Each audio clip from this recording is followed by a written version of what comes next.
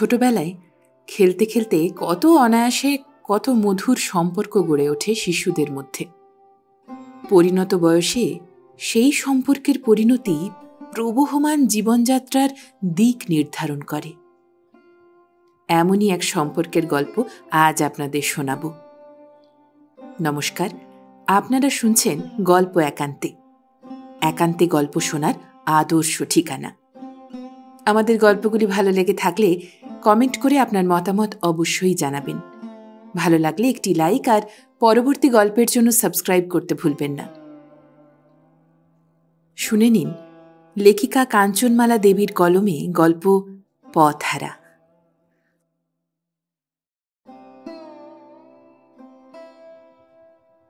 নদীর জল কমিয়া আসিয়াছে, জল সরিয়া গিয়া কাদা বাহির হইয়াছে।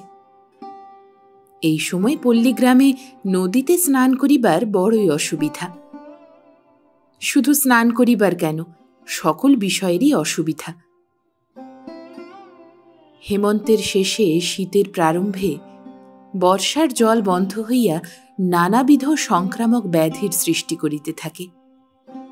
রোগক্লিষ্ট কৃষক শ্যামল শস্যক্ষেত্রে পক্ষ ধানের দিকে চাহিয়া আশায় বুক বাঁধিয়া আশায় দিন যাপন করে। যাহারা নদী তীরে বাস করে তাহাদিগের এ সময় জলের বড়ই কষ্ট। নদীতে জল থাকিলে তাহা আনা কষ্টসাধ্য। নদী তীর তরল কর্দমে পরিণত হয়। সেই জন্য গ্রামের লোকে বাঁধা ঘাট না থাকিলে কাদার উপর কাঠ ফেলিয়া বা ইট ফেলিয়া পথ করিয়া দেয়।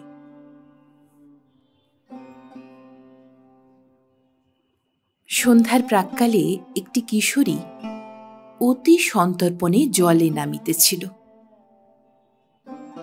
ভাগীরথীর তীরে একটি পুরাতন বাঁধা ঘাট। যে কালে ভাগীরথীর রূপ যৌবন গর্ব ছিল, ঘাটটিও সেই কালের।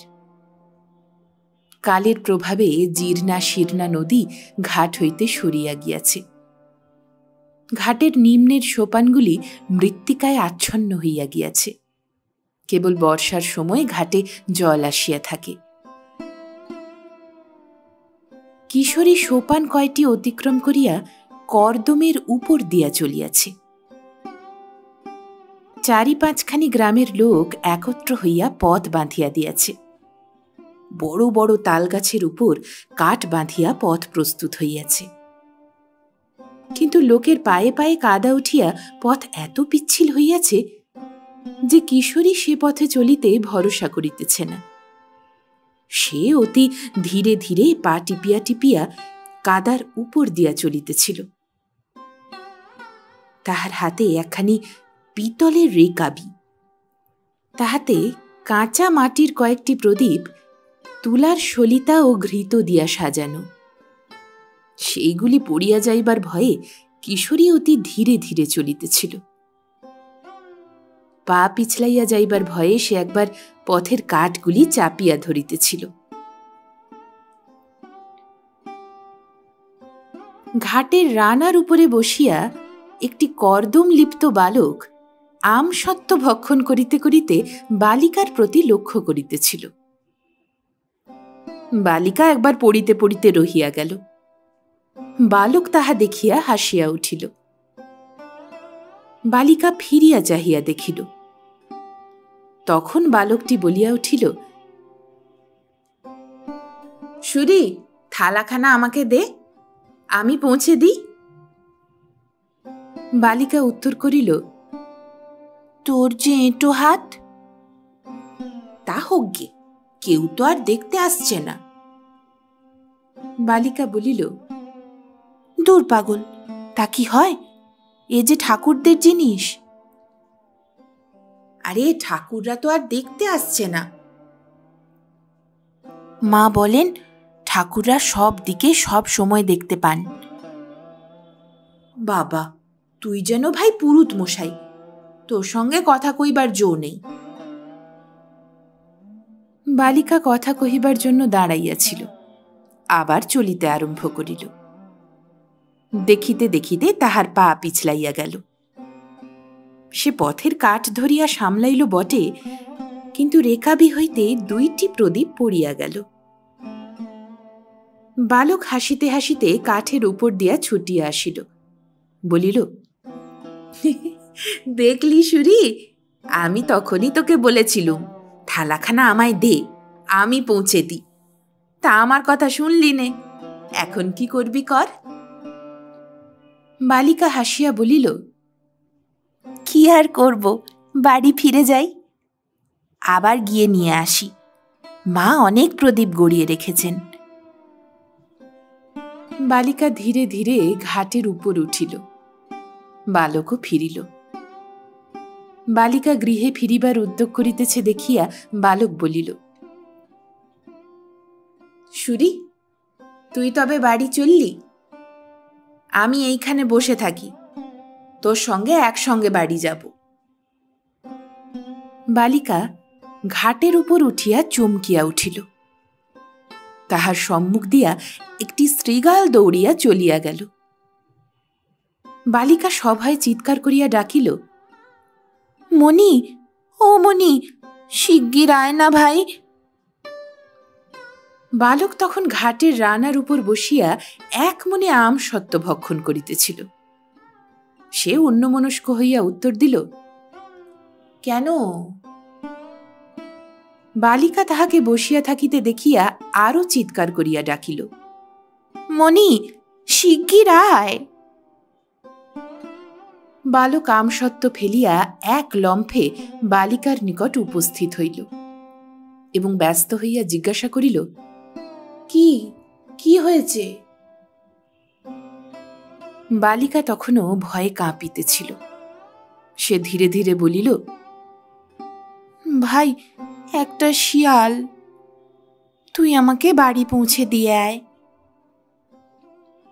বালক খুব একচোট হাসিয়া লইল, তাহার পর বলিল, চল, যাচ্ছি। দেখিতে দেখিতে পূর্বদিক তমসাচ্ছন্ন হইয়া আসিল। গঙ্গা বক্ষ হইতে বাষ্পপুঞ্জ উত্থিত হইয়া তীরে কুয়াশার সহিত মিশিতে লাগিল। অস্তাচলগামী মরিচিমালির রশ্মিতে পশ্চিম গগন সিন্দুর রঞ্জিত হইয়া গেল। দেখিতে দেখিতে সোনার থালাখানি অদৃশ্য হইল। গঙ্গা তীরের অদূরে বৃক্ষরাজির মধ্যে গ্রামখানি অবস্থিত। ধান্যক্ষেত্রের মধ্য দিয়া উভয়েই সেই দিকে চলিতেছিল। পবন হিল্লোলে সুপক্ষ ধান্য শীর্ষগুলি আন্দোলিত হইতেছিল। মনে হইতেছিল গঙ্গা তীরে হরিদ্বর্ণ সরোবরের বিশাল বক্ষে তরঙ্গরাশি নৃত্য করিতেছে। ধান্যক্ষেত্র পরিত্যাগ করিয়া উভয়ে অন্ধকারে মিশাইয়া গেল।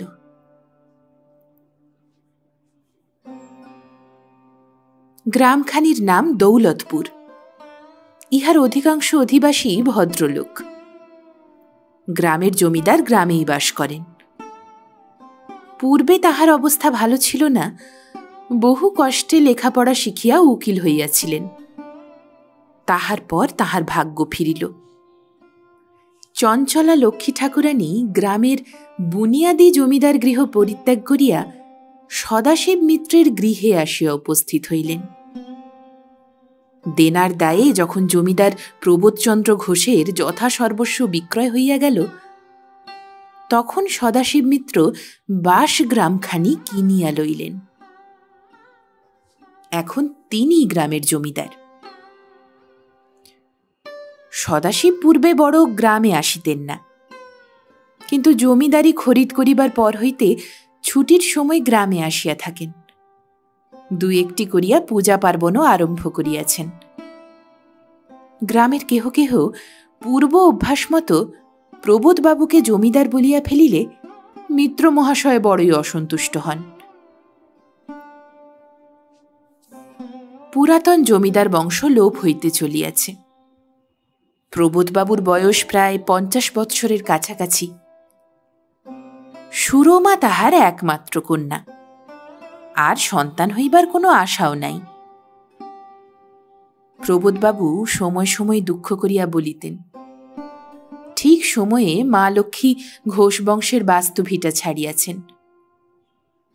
মেয়েটার বিবাহ দিয়া স্ত্রী পুরুষে কাশী চলিয়া যাইব, বাড়ি ঘর পড়িয়া যাইবে, তাহার আমাদের চোখে দেখিতে হইবে না।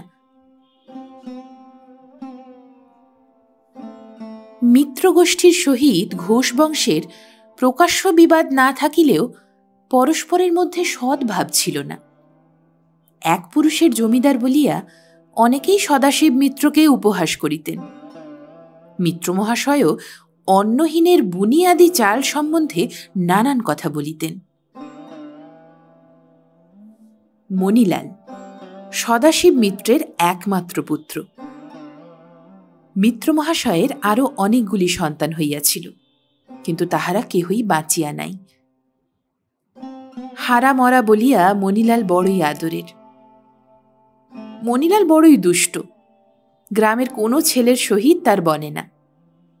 তাহার গুণের মধ্যে একটি, সে পড়াশোনায় বড়ই মনোযোগী। এই জন্যই তাহার পিতা দুষ্টামির জন্য তাহাকে কিছু বলেন না। মণিলাল এতদিন শহরে ছিল, ততদিন কাহারও সহিত মিশিত না, কিন্তু দৌলতপুরে আসিয়া তাহার এক আশ্চর্য পরিবর্তন দেখা দিয়াছিল। সুরমার সহিত কোথায় তাহার পরিচয় হইয়াছিল তাহা কেহই বলিতে পারে না। সে ক্রমশই সুরমায় বশীভূত হইয়া পড়িয়াছিল। তাহার কথার বাধ্য হইয়া সুরমাকে সময়ে সময়ে মিত্রবাড়ি যাইতে হইত, আর সে তো সমস্ত দিনই সুরমাদের বাড়িতেই কাটাইয়া দিত। সদাশিব মিত্র নিষেধ করিয়াও নিজের ছেলে মণিলালের সুরমাদের বাড়ি যাওয়া বন্ধ করিতে পারেন নাই। প্রবোধবাবুও প্রকাশ্যে কিছু না বলিলেও মনে মনে চটিতেন, কিন্তু উভয় গোষ্ঠীতেই ইহাদের যাতায়াত সহিয়া লইয়াছিল। সুরমার মাতা তুলসীতলায় সন্ধ্যা দিতেছিলেন। সুরমাকে দূর হইতে দেখিয়া তিনি জিজ্ঞাসা করিলেন, সুরি, তুই যে বড় ফিরে এলি?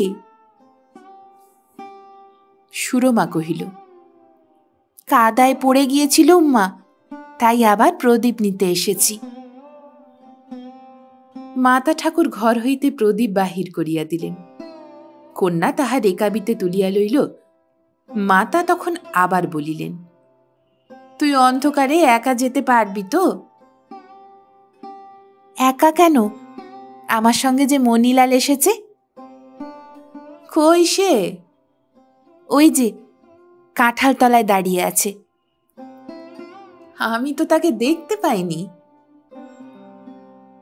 বাস্তবিক মণিলাল নিতান্ত অপরাধীর ন্যায় দূরে অন্ধকারে দাঁড়াইয়াছিল। সুরমা আঙ্গিনা ছাড়াইয়া বাহির হইল। মণিলাল কিছু না বলিয়া পিছু পিছু চলিল।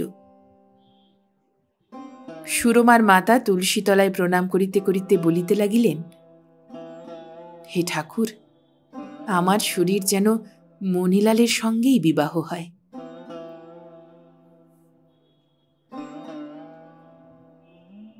দীর্ঘ বৎসরগুলা যেন দেখিতে দেখিতে কাটিয়া যায়। কালের গতি অবিরাম কিন্তু নীরব। দেখতে দেখতে 5 বৎসর অতীত হইয়া গিয়াছে। দৌলতপুর গ্রামে অনেক পরিবর্তন হইয়াছে। সুরমার কিশোরী নাই। মণিলালও কাদা মাখিয়া গঙ্গার ঘাটে বসিয়া আমসত্ত্ব খায় না। সুরমা এখন পূর্ণ যুবতী, কিন্তু এখনো তাহার বিবাহ হয় নাই। মণিলাল বড় হইয়া উঠিয়াছে। সে এখন কলিকাতার কলেজে পড়ে। আধুনিক যুবা জনচিত সভ্যতার আদব কায়দাগুলি মণিলালের বেশ অভ্যস্ত হইয়াছে। তাহার পাড়া গিয়ে ভাবটি কাটিয়া গিয়াছে। পুত্র শৌখিন হইয়াছে দেখিয়া মণিলালের মাতা বিবাহ দিবার জন্য ব্যস্ত হইয়াছেন, কিন্তু মণিলাল বিবাহ করিতে চায় না। সে কলিকাতা হইতে দৌলতপুরে বড় একটা আসিতে চায় না। কলেজ ছুটি হইলে হয় অন্য স্থানে বেড়াইতে যায়, না হয় কলিকাতাতেই থাকে। বৎসরের মধ্যে ২-১ বার যখন বাড়ি আসে, তখন মণিলাল সর্বাগ্রে সুরমাদের বাড়িতে ছুটিয়া যায়। মণিলাল বিবাহ করিতে চায় না, কথাটা গ্রামে রাষ্ট্র হইতে বাকি রহিল না।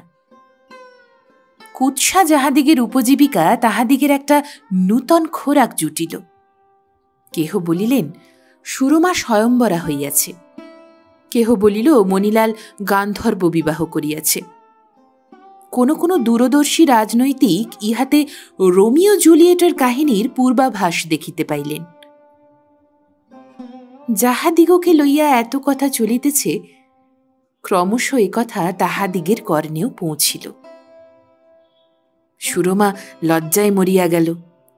মণিলাল দৌলতপুরে আসা পরিত্যাগ করিল। মণিলালের মাতা ভাবিলেন যে ছেলে হয়তো সুরমার জন্যই বিবাহ করিতে চায় না, এবং স্থির করিলেন যে সুরমার সহিত সম্বন্ধ হইলেই মণিলালের বিবাহে আপত্তি থাকিবে না। স্বামীকে রাজি করিতে তাহার বড় বিশেষ বেগ পাইতে হইল না, কারণ মণিলালের জন্য সদাশিব মিত্র চিন্তিত হইয়া পড়িয়াছিলেন। যথা সময়ে সদাশিব মিত্রের প্রস্তাব প্রবোধবাবুর নিকট উপস্থিত করা হইল। মিত্র মহাশয় ভাবিয়াছিলেন যে তাহার প্রস্তাব সাগ্রহে গৃহীত হইবে, সেই জন্য তিনি বিবাহ সম্বন্ধে এক প্রকার নিশ্চিন্তই হইয়াছিলেন। ঘটক যখন ফিরিয়া আসিয়া বলিল যে প্রবোধ ঘোষ মিত্রবংশে কন্যাদান করিবে না, তখন বিস্ময়ে তাহার বাক রোধ হইয়া গেল। সুরমার মাতা কিছুতেই স্বামীর মত করাইতে পারিলেন না। প্রবোধ ঘোষ অপমান ভুলিতে পারে নাই। প্রতিজ্ঞা করিয়া বসিয়াছিল যে সদাশিব মিত্রের পুত্রকে কন্যাদান করিবে না। কলিকাতায় মণিলাল সব কথা শুনিল। সে স্থির করিল যে দৌলতপুর গ্রামে আর যাইবে না।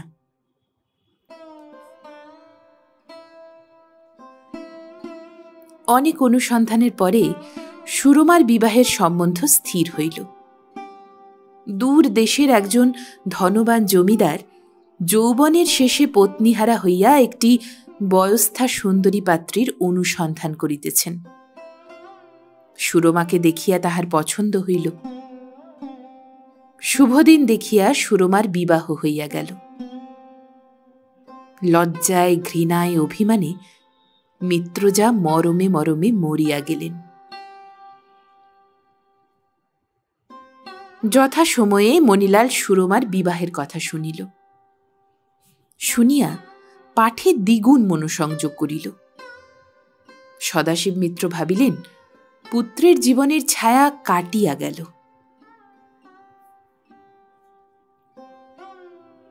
সুরমা এখন ধনীর গৃহিণী, পিত্রালয়ে আসিবার অবসর পায় না, আসিলেও ২-১ দিন থাকিয়া চলিয়া যায়।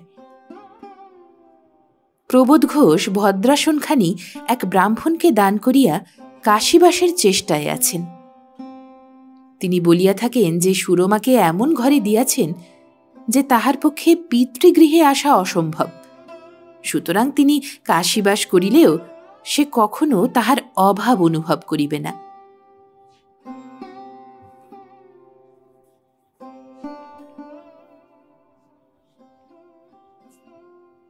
বহুকাল পরে সুরমা দৌলতপুরে আসিয়াছে। তাহার পিতা মাতা কাশী যাত্রা করিবেন, সেই জন্য একবার দেখা দিতে আসিয়াছে। সুরমা আসিয়া শুনিয়াছে যে সদাশিব মিত্র তাহার পত্নী গঙ্গা লাভ করিয়াছে। মণিলালদের বাড়িতে আর কেহই নাই। সে নিজে কলিকাতায় থাকে, ভুলিয়াও দেশে আসে না। একদিন সন্ধ্যার পূর্বে পাড়ায় বেড়াইতে গিয়া সুরমা মণিলালদের বাড়িখানি দেখিয়া আসিয়াছে। দেখিয়া নিজের অজ্ঞাতসারেই একটি দীর্ঘ নিঃশ্বাস ফেলিয়া আসিয়াছে। এই সেদিন সে সদাশিব মিত্রের কোলাহলপূর্ণ অট্টালিকার সুখের সংসার দেখিয়া গিয়াছে, আর আজই 2 দিন পরে সেখানে মহা শ্মশান।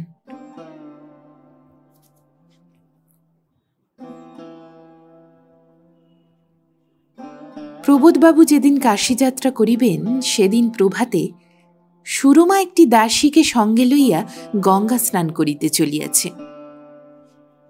তাহার শ্বশুরালয় হইতে গঙ্গা বহুদূর, সেই জন্যও বটে, আর জন্মের মতো শৈশবের লীলাক্ষেত্র, বাল্যের কৈশোরের সুমধুর স্মৃতি বিজড়িত স্থানগুলি দেখিবার জন্যও বটে।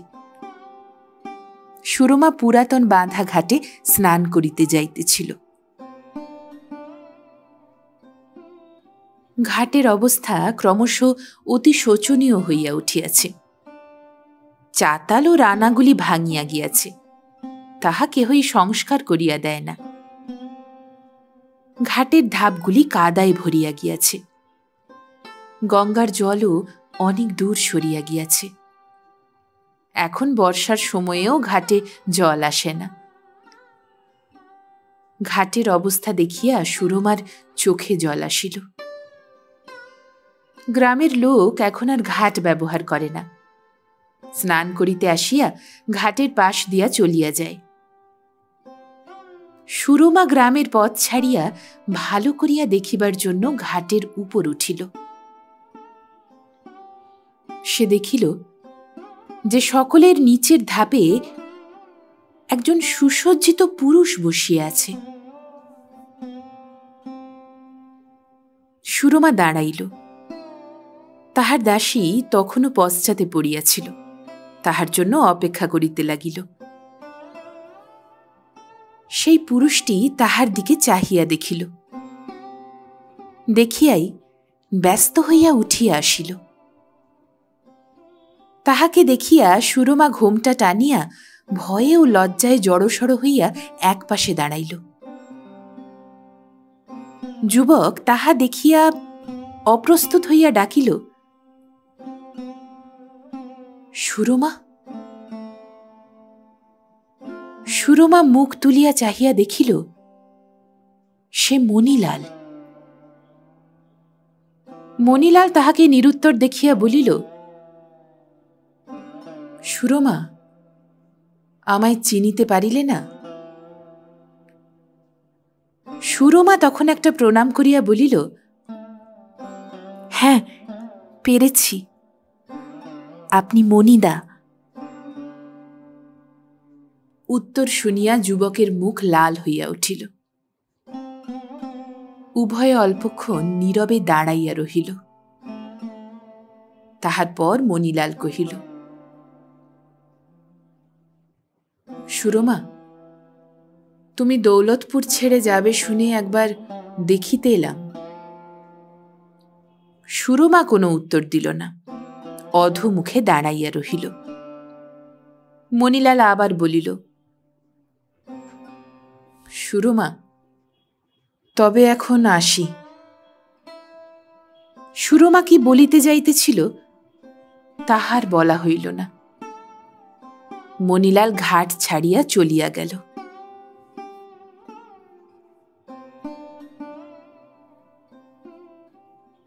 কলিকাতায় জগন্নাথ ঘাটে আজ লোকের বড় ভিড়, কারণ আজ বারুণী। পল্লীগ্রাম হইতে দলে দলে লোক গঙ্গা স্নান করিতে আসিয়াছে।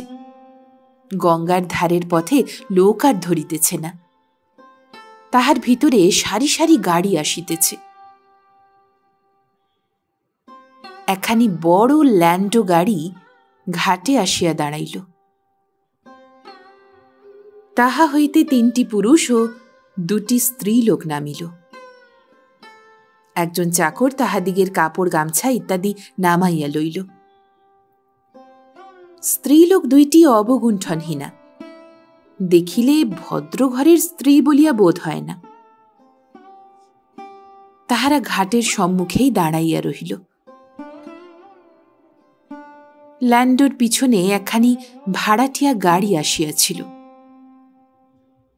তাহা হইতে একটি বিধবা স্ত্রীলোক ও 2 জন দাসী নামিয়া দূরে দাঁড়াইয়াছিলেন।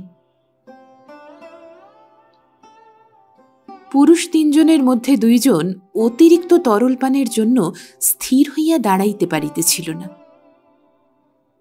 তাহাদিগকে দেখিবার জন্য ঘাটের সম্মুখে লোক জমিয়া গিয়াছিল।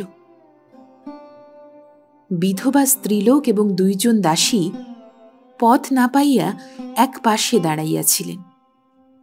তাহাদিগের সঙ্গে একজন দারোয়ান আসিয়াছিল। সে তাহাদিগকে রক্ষা করিবার জন্য তাহাদিগের সম্মুখে আসিয়া দাঁড়াইয়াছিল। কলিকাতার ভিড়ের সময়ে পথে গাড়ি দাঁড়াইতে দেয় না, সেই জন্য তাহাদিগকে বাধ্য হইয়া গাড়ি হইতে নামিতে হইয়াছিল। সুখের বিষয়ে কলিকাতায় অধিকক্ষণ ভিড় থাকিতে পায় না। একজন কনস্টেবল আসিয়া ভিড় সরাইয়া দিল। ঘাটের লোকে স্ত্রীলোক দুইটিকে পুরুষদের ঘাটে নামিতে দিল না। তাহাদিগকে ফিরাইয়া দিয়া স্ত্রীলোকদের স্নানের ঘাটে যাইতে বলিল। ভাড়াটিয়া গাড়িতে যে বিধবা রমণী দুইটি দাসী লইয়া স্নান করিতে আসিয়াছিলেন, তাহারাও জলে নামিল। বিধবা রমণীটি স্নান করিয়া পূজা করিতেছিলেন। দাসীদ্বয় সেই দুই অবগুণ্ঠনহীনা স্ত্রীলোকের সহিত কথা কহিতে লাগিল। তাহারা যখন শুনিল যে দাসীদ্বয় দৌলতপুর হইতে আসিতেছে, তখন তাহারা সাগ্রহে বলিয়া উঠিল যে তাহাদিগের সহিত যে বাবু আসিয়াছেন সেও দৌলতপুরের জমিদার। দাসীরা নাম জিজ্ঞাসা করিলে তাহাদিগের মধ্যে একজন বলিল, বাবুর নাম মণিলাল মিত্র। নাম শুনিয়া রমণীর পূজায় বাধা পড়িল। তিনি ব্যস্ত হইয়া জিজ্ঞাসা করিলেন, কি বলিলে? কি নাম বলিলে? বাবুর নাম মণিলাল মিত্র। তাহার বাড়ি কি দৌলতপুরে? হ্যাঁ, তিনি দৌলতপুরের জমিদার। রমণীদ্বয় বাবুর ঐশ্বর্য গৌরবের পরিচয় দিতে লাগিল। বাবু তাহাকে কলিকাতায় বাড়ি কিনিয়া দিয়াছেন, বহুমূল্য আসবাবে তাহা সুসজ্জিত করিয়া দিয়াছেন, হীরা মুক্তার অলঙ্কারে তাহার সর্বাঙ্গ সাজাইয়া দিয়াছেন, দাস দাসী গাড়ি ঘোড়া সমস্তই তাহার। এমনকি তাহার জন্য বাবু বিবাহ পর্যন্ত করেন নাই। বিধবার সহিত আসা দুইটি দাসী অবাক হইয়া তাহাদিগের কথা শুনিতেছিল, কিন্তু বিধবা মহিলাটি বোধহয় তাহার অধিকাংশই শুনিতে পান নাই, কারণ তিনি ততক্ষণে অবগুণ্ঠন টানিয়া দিয়া পুনরায় পূজা আরম্ভ করিয়াছিলেন। পূজা শেষ করিয়া বিধবা মহিলা জল হইতে উঠিলেন। দাসীদ্বয় উঠিল, অবগুণ্ঠনহীনা রমণী দুটিও পশ্চাৎ পশ্চাৎ আসিল। ঘাটের উপরে তিনটি পুরুষ সঙ্গীদের জন্য অপেক্ষা করিতেছিলেন। বিধবা স্ত্রীলোকটি দূর হইতে লক্ষ্য করিয়া দেখিলেন। তাহার পর দারোয়ানকে ডাকিয়া তাহাদিগের মধ্যে একজনকে তাহার নিকটে ডাকিয়া আনিতে বলিলেন। দারোয়ান পুরুষটিকে ডাকিবা মাত্র সে ব্যক্তি আশ্চর্যান্বিত হইয়া গেল এবং সলজ্জভাবে ধীরে ধীরে বিধবার সম্মুখে আসিয়া দাঁড়াইল। তখন রমণী হঠাৎ অবগুণ্ঠন মোচন করিয়া বলিয়া উঠিলেন, মণিদাদা, আপনি আমাকে চিনিতে পারেন? এই বলিয়া গলায় কাপড় দিয়া তাহাকে প্রণাম করিল। পুরুষটি আশ্চর্য হইয়া দুই হাত সরিয়া গেলেন। তাহার পর বলিলেন, কে আপনি? আমি তো চিনিতে পারিতেছি না। একেবারেই চিনিতে পারিতেছেন না? কই না। আমি সুরমা।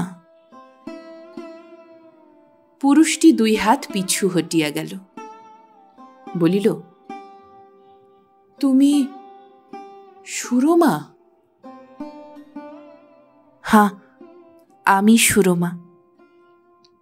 মণিদাদা, আপনার সঙ্গে আমার বিশেষ কাজ আছে। আমার আজ 2 বছর হলো এই অবস্থা হয়েছে। বড়ই বিপদে পড়েছি। আপনি আমার সঙ্গে করে আপনার বাসায় নিয়ে চলুন। আমার সঙ্গে লোক আছে, তাতে আপনার কোনো লজ্জা নাই। মণিলাল বিশদ বিপদে পড়িল। কলিকাতায় তাহার বাসা নাই। সে যেখানে থাকে সেখানে ভদ্র গৃহস্থের স্ত্রীলোক লইয়া যাওয়া চলে না। যাহাদিগকে সঙ্গে করিয়া লইয়া আসিয়াছে তাহাদিগকেই বা ফেলিয়া যায় কোথা? বহুকাল পরে সুরমার দেখা পাইয়াছে। তাহার একটা অনুরোধ, বিশেষ সে যখন বিপদে পড়িয়াছে, এড়াইতে তাহার মন সরিতেছে না। সুরমা তখন বলিল, আমায় আজ নিয়ে যেতেই হবে। আমি বড় বিপদে পড়েছি মণিদা। আমার দেওরের সঙ্গে বিষয় নিয়ে মকদ্দমা চলছে। আমার পক্ষে কেউ নাই। মণিলাল অনেকক্ষণ গুম হইয়া থাকিল। অনেকক্ষণ পরে আমতা আমতা করিয়া বলিল, আমার তো এখানে বাসা নেই সুরমা। আমি পরের বাড়ি থাকি, সেখানে তোমায় নিয়ে যাব কি করে? সুরমা কহিল, তবে আপনি আমার সঙ্গে আসুন। কি উত্তর দেবে ঠিক করিতে না পারিয়া মণিলাল চুপ করিয়া দাঁড়াইয়া রহিল। সুরমা তাহার দরওয়ানকে গাড়ি ডাকিয়া আনিতে বলিল। গাড়ি আসিল। সুরমা মণিলালকে তাহাতে উঠিতে বলিল। কলের পুতুলটির মতো মণিলাল গাড়িতে উঠিয়া বসিল। তাহার পুরুষ সঙ্গী 2 জন দৌড়িয়া আসিল। মণিলাল তাহাদিগকে বলিল, তোমরা ফিরিয়া যাও, আমি পরে যাইব। দাসীদিগকে লইয়া সুরমা গাড়িতে উঠিল। গাড়ি ছাড়িয়া দিল। মণিলালের সঙ্গী ও সঙ্গিনীগণ ফ্যাল ফ্যাল করিয়া চাহিয়া রহিল।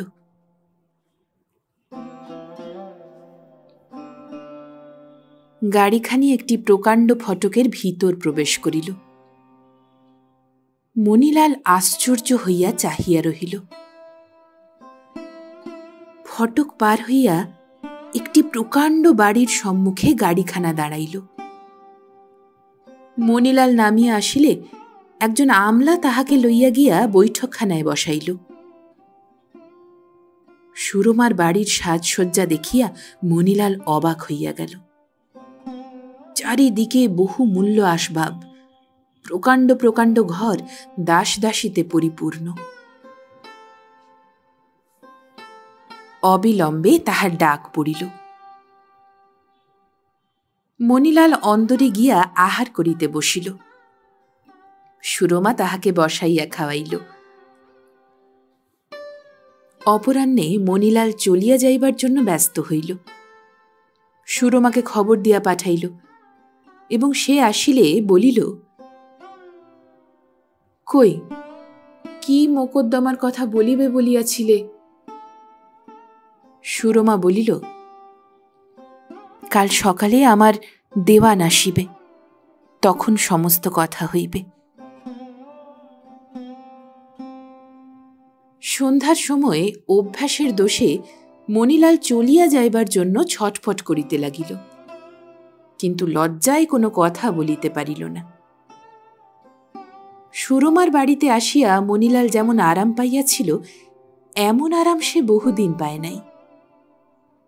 বাড়ির লোকে যেন তাহার জন্য কাপড় জুতা জামা ঠিক করিয়া রাখিয়াছে, তাহাকে কোনো অভাব বুঝিতে হইতেছে না। প্রভাতে উঠিয়া মণিলাল সুরমার নিকট খবর পাঠাইল। শুনিল সে পূজায় বসিয়াছে। বেলা 9টার সময় দেওয়ান আসিলে সুরমা মণিলালকে ডাকিয়া পাঠাইল। মণিলাল অন্দরে গিয়া মকদ্দমার সমস্ত কথা শুনিল। দ্বীপ্রহরে আহারের সময় মণিলাল সুরমাকে বাসায় ফিরিবার কথা বলিল। তাহার উত্তরে সুরমা বলিল, মণিদা, তুমি যেখানে আছো সেখানে তোমার আর যাওয়া হবে না। মণিলাল মুখ হেট করিয়া রহিল, লজ্জায় আর কথা কহিতে পারিল না। এই রূপে 1 সপ্তাহ কাটিয়া গেল। মণিলালের ফিরিয়া আসা হইল না। তাহার সঙ্গীর দল তাহার সহিত দেখা করিতে আসিয়া ফিরিয়া গেল। সুরমার আদেশে তাহারা বাড়ি ঢুকিতে পাইল না। একদিন রাত্রিতে আহারের সময় সুরমা বলিল, মণিদা, তুমি এবার বিয়ে করে সংসারী হও। মণিলাল মুখ গুঁজিয়া রহিল, কোনো উত্তর করিল না। তাহার পর হইতে প্রায় প্রতিদিনই সুরমা বিবাহের কথা পাড়িত, কিন্তু মণিলাল উত্তর দিত না। একদিন সে বলিল, আমি বিবাহ করিব, কিন্তু তুমি দিতে পারিবি কি? সুরমা কহিল, পারব। তুমি যেমন কোনেটি চাও আমি তেমনইটি খুঁজে বার করব। আমি এতদিন কেন বিয়ে করিনি তা তুমি জানো না সুরমা? গ্রহের দোষে। গ্রহের দোষই বলো আর বরাতের দোষই বলো, একজনের দোষ বটে। তাহার পর মণিলালের মুখ খুলিয়া গেল। সে বলিল, সুরমা, তোমাকে পাইনি বলে এতদিন বিয়ে করিনি। তোমাকে যদি কখনো পাই তবে বিয়ে করব, তা নইলে এ জন্মে আর নয়। সুরমা ঘুমটা টানিয়া উঠিয়া পলাইল। আর 2-3 দিন মণিলালের সম্মুখে বাহির হইল না। বিরক্ত হইয়া মণিলাল চলিয়া যাইতে চাহিলে সুরমা তাহার সহিত দেখা করিয়া বুঝাইয়া সুঝাইয়া তাহাকে নিরস্ত করিল। এইভাবে আরো কিছুদিন কাটিল। সুরমা আর বিবাহের কথা পাড়িল না। দিন দিন উভয়ের ঘনিষ্ঠতা বাড়িতে লাগিল। মণিলাল অধিক সময়ই অন্দরেই কাটাইত। সুরমার পূজার সময় তাহার নিকটে নীরবে বসিয়া থাকিত। রাত্রিতে তাহাকে রামায়ণ পড়িয়া শুনাইত। দিনের বেলায় দেওয়ানজির সহিত একত্র বসিয়া কাজ করিত। মণিলালের দিন বড়ই সুখে কাটিতে লাগিল। তাহাদিগের ভাবে কোনো দোষ না পাইলেও লোকে কিন্তু নিন্দা করিতে আরম্ভ করিল। মণিলাল তাহা শুনিয়াও গ্রাহ্য করিল না, কিন্তু সুরমা তাহা পারিল না, মরিল। একদিন রাত্রি শেষে মণিলাল দেখিল বৃদ্ধ দেওয়ান তাহার বিছানার পাশে দাঁড়াইয়া তাহাকে ডাকিতেছে। সে তাড়াতাড়ি উঠিয়া বসিল। দেওয়ান বলিলেন, আপনি শীঘ্রই আসুন, কর্ত্রীর মৃত্যুকাল উপস্থিত। এক লম্ফে মণিলাল অন্দরে প্রবেশ করিয়া দেখিল নারায়ণের ঘরের সম্মুখে মাটিতে পড়িয়া সুরমা ছটফট করিতেছে। মণিলাল আসিতেই তাহার হাত ধরিয়া বলিল, মণিদা, আমি চলিলাম। আমার একটি কথা রাখিও। বলো রাখিবে? মণিলাল তাহাকে স্পর্শ করিয়া শপথ করিল। তখন সুরমা ধীরে ধীরে কহিল, আমি মরিলে বিবাহ করিয়া সংসারী হইও।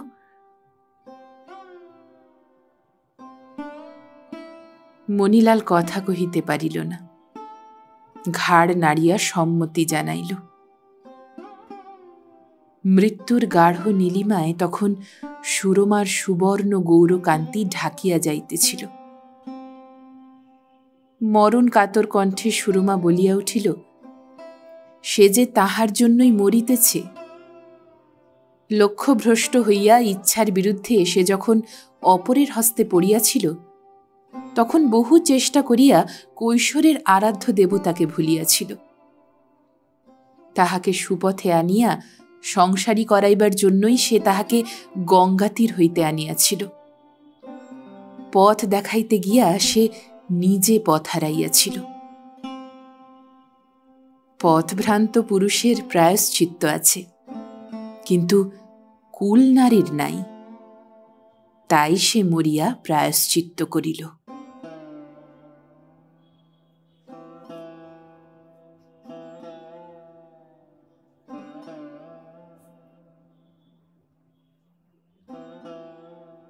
আপনারা শুনছিলেন লেখিকা কাঞ্চনমালা দেবীর কলমে গল্প পথহারা। পরবর্তী গল্পের জন্য শুনতে থাকুন গল্প একান্তে।